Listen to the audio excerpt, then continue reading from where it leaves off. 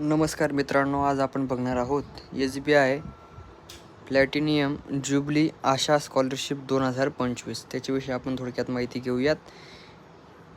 तर या स्कॉलरशिपमध्ये कोणाला फायदा आहे, कोण याच्यात एलिजिबल आहे, त्यांची आपण आज माहिती बघणार आहोत. शॉर्ट समरीमध्ये त्याची माहिती थोडक्यात दिलेली आहे, पण आपण पुढे बघूयात. याच्यामध्ये एलिजिबल कोण आहे?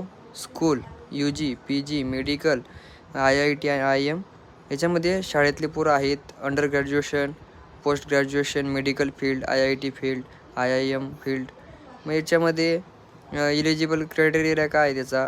तो जो व्यक्ती आहे तो इंडिया नॅशनलचा असला पाहिजे, म्हणजे तो भारताचा असला पाहिजे. त्यानंतर 9वी 12वी तो करंट असला पाहिजे, म्हणजे ॲकॅडमिक इयर, म्हणजे तो 9वी किंवा 12वीला असला पाहिजे. आणि त्यानंतर त्याला 75% अबव पाहिजे, त्याच्यावरती मार्क पाहिजे. आणि त्यांचं जे इन्कम आहे, इन्कम सोर्स, ते 3 लाख असलं पाहिजे.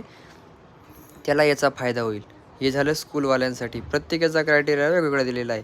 जसं की 9वी ते 12वीवाल्यांना वेगळं आहे, त्यानंतर UGवाल्यांचं वेगळं आहे.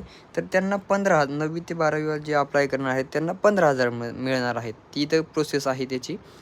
आणि त्यानंतर त्याचे 6-7 पद्धती आहेत, 8 पद्धती आहेत. त्यानंतर तो फॉर्म भरला जाणार आहे.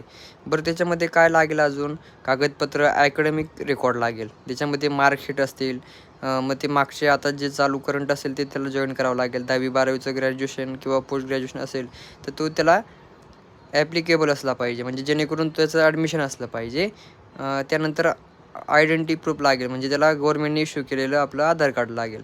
आधार कार्ड आपल्याला त्या ठिकाणी द्यावं लागणार आहे. त्यानंतर फायनान्शियल डॉक्युमेंट्स, म्हणजे त्याचं आपलं फायनान्शियल असलं पाहिजे, म्हणजे त्याचं बँक अकाउंट डिटेल असली पाहिजे.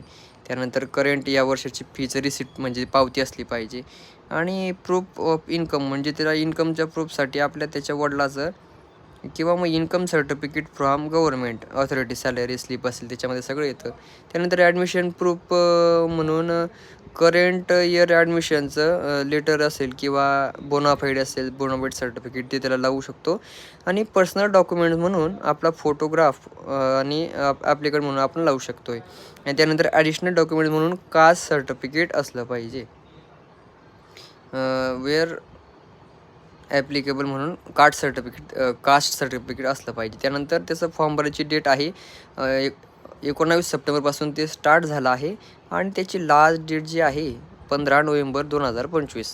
तर आपण 15 नोव्हेंबरपर्यंत आपण त्याला अप्लाय करू शकतो आहे. तरी सगळ्यांनी, गरीबाच्या विद्यार्थ्यांनी याचा फायदा घ्यावा.